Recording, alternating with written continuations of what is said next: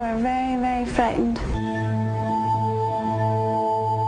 Just what is the Fundamentalist Church of Jesus Christ of Latter-day Saints, the FLDS? What do they believe, and how do they pass those beliefs down from generation to generation? The group split off from Mormonism in the late 19th century over the issue of polygamy. Mormons renounce the practice. Fundamentalists believe the more wives a man takes, the closer he gets to God. FLDS members tend to live in isolated compounds like Colorado City on the Arizona-Utah border. The group was largely left alone for generations until 2003, when one of its members was convicted of bigamy and sexual abuse of a minor.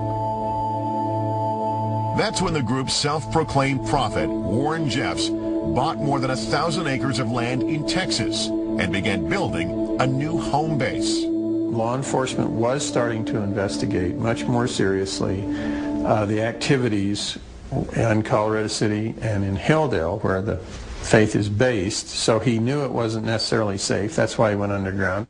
I believe his intention was to cherry pick the cream of the crop of the most faithful. I think he was just slowly trying to build his Zion, his kingdom. Warren took the most faithful and moved them down there. They are the ones who would never turn their backs and never betray him. He thought he would be much safer in Texas than in Utah or Arizona. The yearning for Zion Ranch is nearly 50 miles from the nearest city and is extremely secluded. According to former FLDS member Rena Mackert, that's no accident. The idea, she says, is to cut off information into and out of the compound.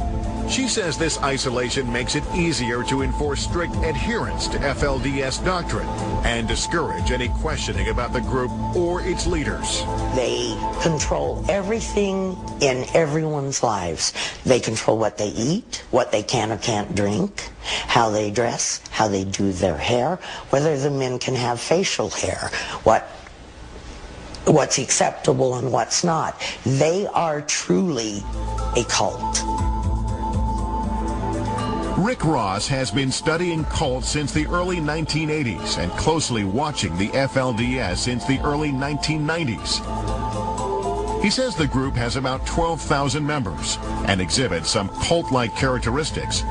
For example, he says cults isolate and control their members, foster an us versus them attitude about the outside world, make it difficult for members to leave, and demonize those who do leave. The FLDS would be comparable to groups called cults in the way in which they manipulate and control the members of the organization.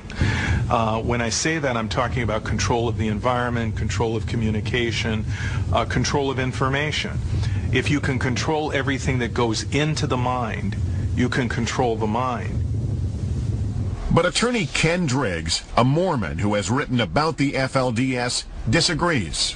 I do not see them as a cult. I do see them as non-traditionally religious.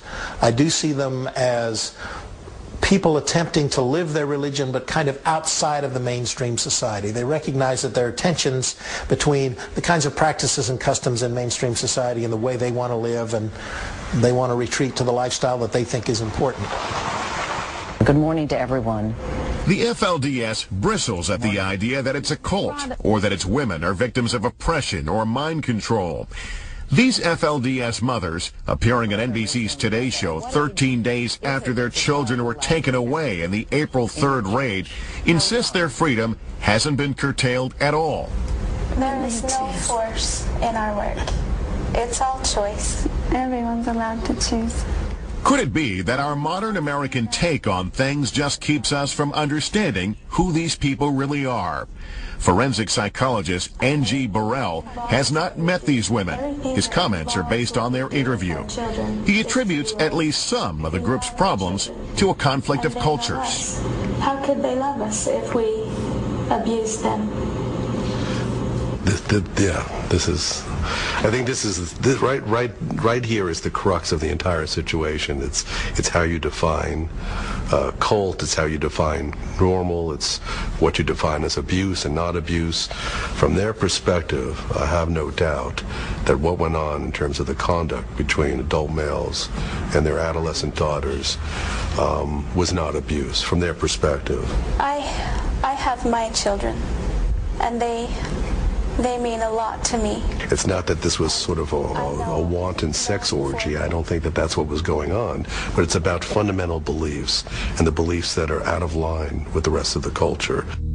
So if a woman is willing to obey the strict FLDS doctrine of submitting to men and allowing her daughters to marry young as she herself likely did, isn't she just practicing her religion, her constitutional right?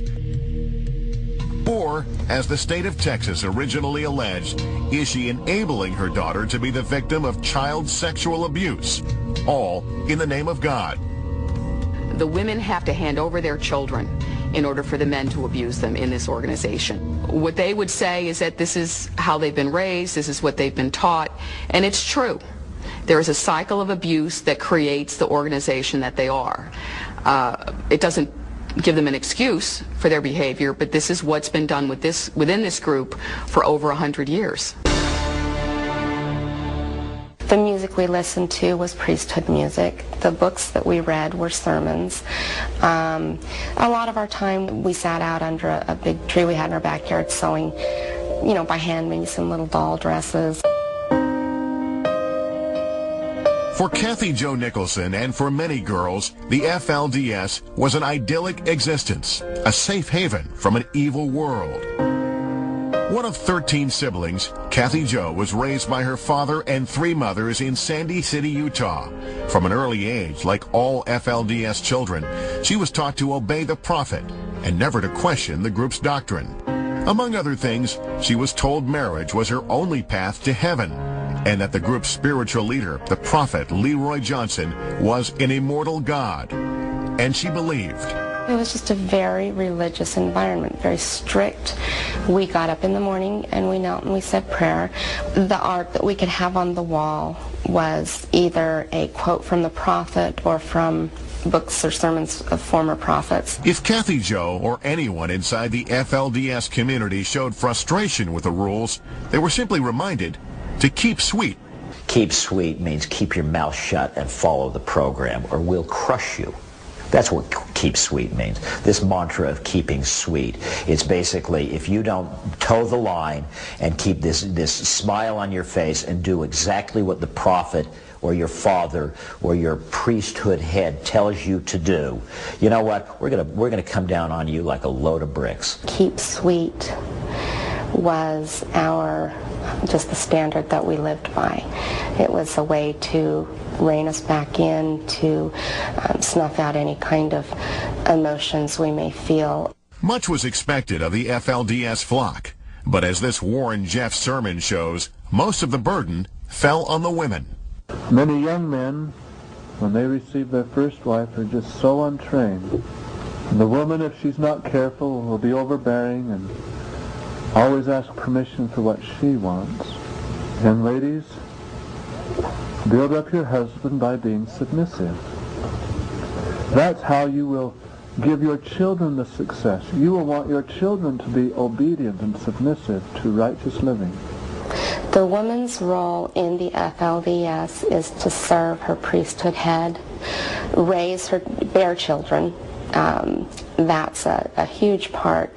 There is no belief in birth control, and within the community they have an abundance of ovulation test kits that they get in bulk, and the women are to find out when they're fertile, and the husband would be theirs for those nights so that they could procreate. According to Kathy Jo, all marriages were arranged by the prophet, and she says a girl could be called to the altar as soon as she reached puberty. So in 1985, at age 14, Kathy Jo began preparing for her own celestial wedding. I began sewing my wedding dress, at the age of 14. I had a very romanticized fairy tale of how it was going to be. I knew that I probably wouldn't be a first wife, but even if that were the case, then there would be others to come. As a teenager, Kathy Jo attended Alta Academy, an FLDS-only school, where then principal Warren Jeffs was a central figure. We just worshipped him. He could be very charismatic and very loving. There was even a period in my life when I thought that it would be a privilege to be one of his wives. Jeffs was so intent on developing young minds to eagerly follow FLDS teachings, Kathy Jo says they learned little else. We learned the basics, reading, writing, arithmetic. However, we didn't get a glimpse, not even a glimpse of world history or, science. Jeffs even taught his students that this never happened. It's one small step for man. Kathy Jo says FLDS doctrine held that God set aside the moon and the planets for the faithful in the afterlife. So the idea that NASA beat them to it was simply unacceptable.